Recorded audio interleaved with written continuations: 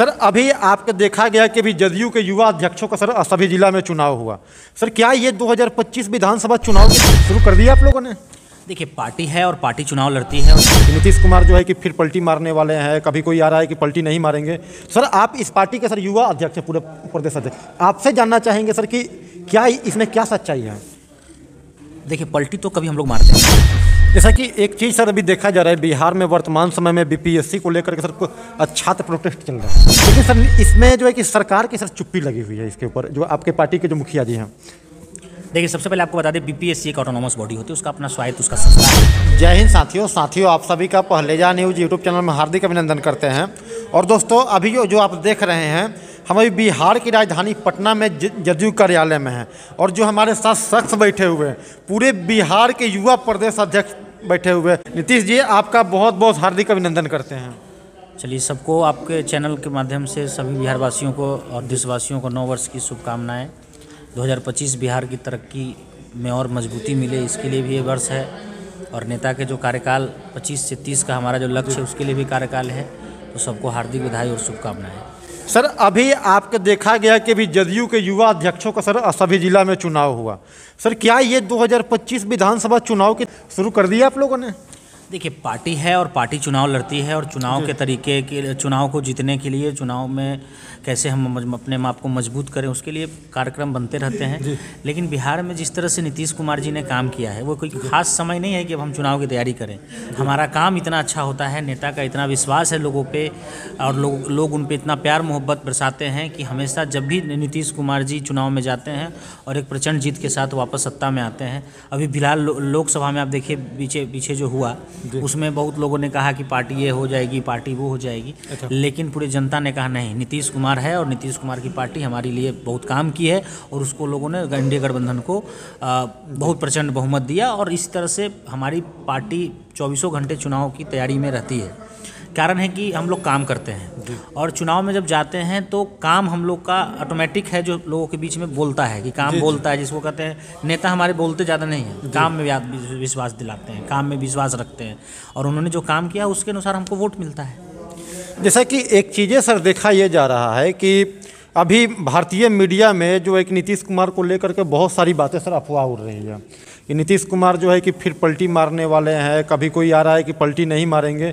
Sir आप इस party के सर युवा अध्यक्ष हैं, पूरे प्रदेश अध्यक्ष, आपसे जानना चाहेंगे सर कि क्या इसमें क्या सच्चाई है?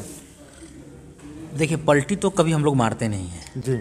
गठबंधन चुनाव में के बाद, चुनाव से पहले होता है पार्टियों के बीच में, जो कि सरकार किनके साथ चलाना है, कब हमारा पार्टी। सबसे बड़ा चीज़ होता है बिहार को क्या चाहिए। जी। बिहार के लोगों ने अगर नीतीश कुमार जी को चेहरे को चुनती है, उनको वोट देती है, उनके नेतृत्व को पसंद करती है, तो हमारा काम होता है, नेता का काम होता है, पार्टी का काम होता है कि उनके भावनाओं के साथ काम हो। और उसके साथ गठबंधन ठीक है समय पे बदलता है, लेकिन हमारा जो निश्चय है, हमारा जो काम है, वो नहीं बदलता है। चाहे आप देख लीजिए, 2015 से 7 निश्चय की योजना शुरू हुई, मुख्यमंत्री जी ने कहा न्याय के साथ विकास शुरू किया। उसके बाद 7 निश्चय 2 आया। दोनों में कोई बदलाव नहीं है, ना योजनाओं में बदलाव हुआ, ना कोई प्लानिंग में बदलाव हुआ, ना कोई विकास कार्य में बदलाव हुआ। जो भी योजनाएं पहले थी आज भी धरातल पर वही चल रही हैं। गठबंधन वो एक पार्ट है, राजनीति का एक पार्ट है, वो बदलता है। और नीतीश कुमार जी का पहला लक्ष्य होता है कि बिहार हित कितना बेहतर होगा, बिहारियों के हित के लिए कौन सा बेहतर होगा, बिहारियों को क्या, कौन से समय पे कौन सी योजनाएं उनको लाभान्वित करेंगी। इसी तरह से हमेशा वो देखिए। और सबसे बड़ा चीज़ है कि हमारे नेता समाजवादी सोच के हैं, कोई अपने सोच से नहीं चलते हैं। लोगों की भावना, लोगों के काम और लोगों की ज़रूरतों के साथ काम करते हैं। साल दर साल देखते हैं, हर साल यात्रा निकालते हैं। अभी प्रगति यात्रा पे गए हैं, तो वो जाते हैं तो लोगों को देखते हैं, उनके कामों को देखते हैं, वहाँ पे सारे अधिकारियों के साथ बात करते हैं, उनके साथ मुलाकात करके देखते हैं कि हमारा जो योजना है कितना लोगों तक वो पहुंच रहा है, और इसमें क्या किया जा सकता है, और क्या बेहतर हो सकता है। हो सकता है कि कोई योजना आप ज़मीन तक पहुंच गई हो, उसका कोई अब जरूरत नहीं हो, तो उसके जगह पे दूसरा योजना शुरू करना हो। तो ये सब देखने के बाद आते हैं, सरकार में बैठते हैं, मंत्रियों के साथ, सरकार के सलाहकार के साथ, जो जनता की भावना होती है उसके साथ एक नया योजना निकालते हैं या नई स्कीम को लाते हैं जो जनता के हित के लिए होता है। तो हमारे नेता तो लोगों की भावना, लोगों के सुझाव पे चलते हैं, तभी तो यात्रा पे जाते हैं और लोगों से मिलते हैं। ऐसा नहीं है कि हम लोग बैठ गए बंद कमरे में, 5 नेता 5 मंत्री बैठ गए और कोई योजना चालू कर रहे हैं। हमारे नेता, ये समझिए कि समाजवादी जो विचारधारा है, समाजवाद के जो मजबूत करने वाले लोग हैं। नीतीश कुमार जी पूरे भारत में इकलौते हैं जी जी जिन्होंने कभी परिवारवाद नहीं किया। उनका कहना है पूरा बिहार हमारा परिवार है। हमेशा जब भी जरूरत पड़ा उनको कि जनता के लिए क्या ज़रूरत है, युवाओं के लिए क्या ज़रूरत है, स्टूडेंट के लिए क्या ज़रूरत है, किसानों के लिए क्या ज़रूरत है, खास करके आधी आबादी महिलाओं के लिए क्या ज़रूरत है, और पिछड़ी अति पिछड़ी दलित महादलित जो भी लोग हैं, जो स्वर्ण जाति, सब जातियों को कितना किससे बेनिफिट होगा। यानी सर्वधर्म समभाव और सभी जाति स्वभाव, यानी सबको लेके चलना। कभी खास विशेष तौर पे हमारा समीकरण नहीं रहा है। विपक्ष के पास एक अपना समीकरण है, उसी समीकरण के इर्द गिर्द घूमते रहते हैं, लेकिन हमारा समीकरण है पूरे बिहार की आवाम, पूरे बिहार की 14 करोड़ जनता, पूरे बिहार की सभी वर्गों के लोग, चाहे वो अमीर हो गरीब हो। गरीब है तो कैसे अपर तक पहुँचे, कैसे ऊपर तक उनका उत्थान हो। अमीर है ठीक है, वो बिजनेसमैन है, कोई बड़ा है, तो उनका भी बिजनेस कैसे बेहतर बने ताकि बिहार और बेहतर बने। तो समाजवाद के पुरोधा है नीतीश बाबू और नायकों के वाहक भी हैं, क्योंकि कर्पूरी जी के मानने वाले लोग हैं, लोग लोहिया जी को मानने वाले लोग हैं, गांधी जी को मानने वाले लोग हैं, बाबा साहब को हम लोग मान के चलते हैं। उसके बाद कर्पूरी ठाकुर हो गए।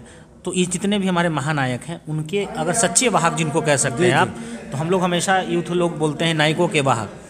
दो देश में नायक हुए, लोकनायक जननायक। लोकनायक जयप्रकाश जी हुए, जननायक कर्पूरी जी हुए। उन्होंने छात्र आंदोलन से अपने आप को मजबूत बनाया और लोगों के लिए भी संघर्ष किया। आज कर्पूरी जी ने जो खास करके वंचित समाज के लिए काम करने का काम किया, तो उसको लेकर के आगे बढ़ते हैं। और बाबा साहब के सपनों को अगर कोई सच में धरातल पे उतारा है वो नीतीश कुमार जी है। क्योंकि देखिए आप जो पंचायती राज आरक्षण हुआ, ये पंचायती राज आरक्षण सिर्फ एक आरक्षण नहीं है, बल्कि उन वर्गों को कभी सोचता नहीं हुआ कि हमारे घर पे भी मुखिया का टैग लगेगा, वार्ड का टैग लगेगा, जिला परिषद का टैग लगेगा। उन सबको भी घर पे आज जाना पड़ता है, चाहे वो किसी जाति का हो। ऊंच नीच का भेद मिटा है। पहले क्या होता था, एक फलाना सिंह, फलाना लोग, फलाना जी, फलाना कुमार, फलाना मुखिया होते थे।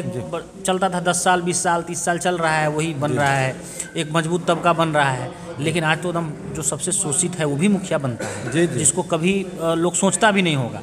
और सबसे बड़ी बात है कि 50% जो महिला को आरक्षण मिला, तो उस आरक्षण में आपने देखा होगा कि महिलाएं जो घर के घूंघट में थीं, घर में चौका चौल्हा करती थी, उनको कभी बाहर आने का मौका नहीं मिला, उनको कभी अपनी बात रखने का मौका नहीं मिला।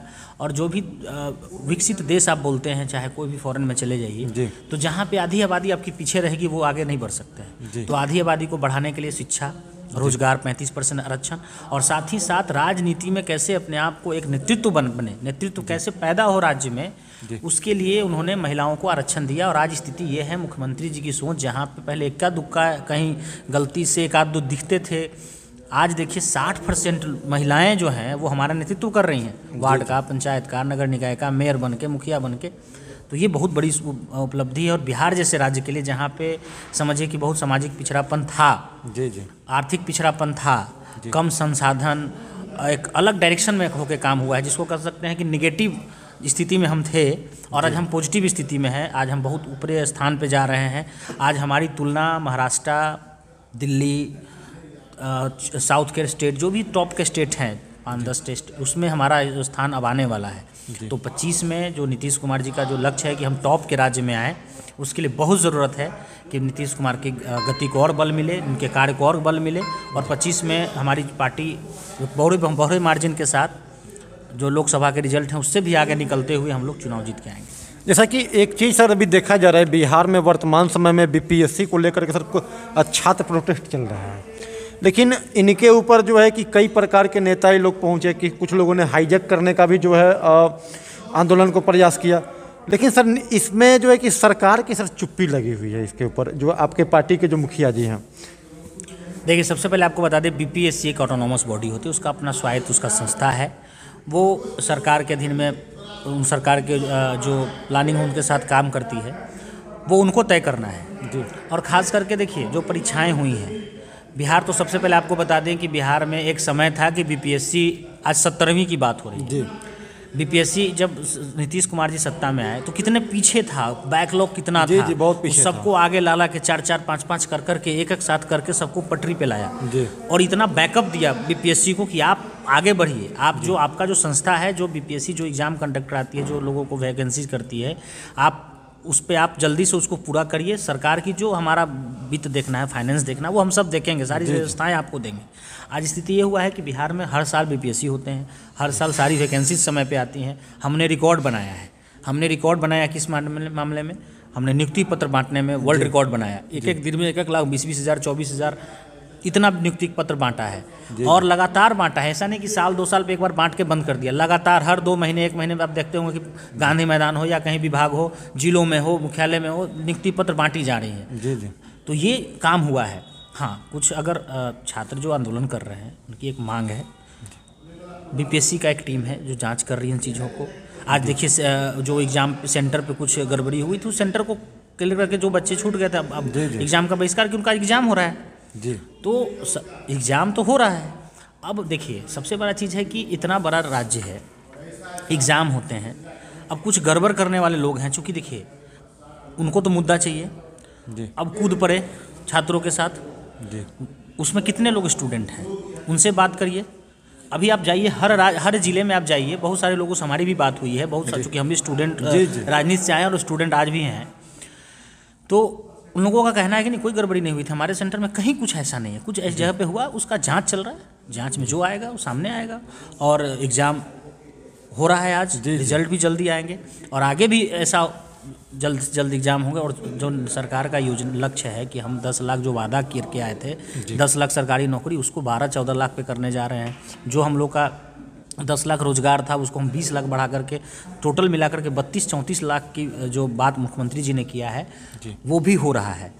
आपको बहुत बहुत धन्यवाद देते हैं आपको। और जैसा कि दोस्तों अभी आप सभी ने देखा, जनता दल यू के प्रदेश युवा अध्यक्ष नीतीश पटेल जी ने जो है हमारी सारी बातों का जवाब दिया।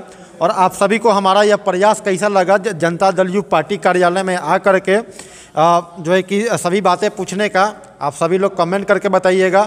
वीडियो में किसी प्रकार की कोई गलती या कमी नज़र आती है दोस्तों, वो भी कमेंट करके बताइएगा, ज़रूर सुधार करेंगे। और चलिए फिर मिलते हैं आप सभी को अगली वीडियो में, तब तक ले जय हिंद।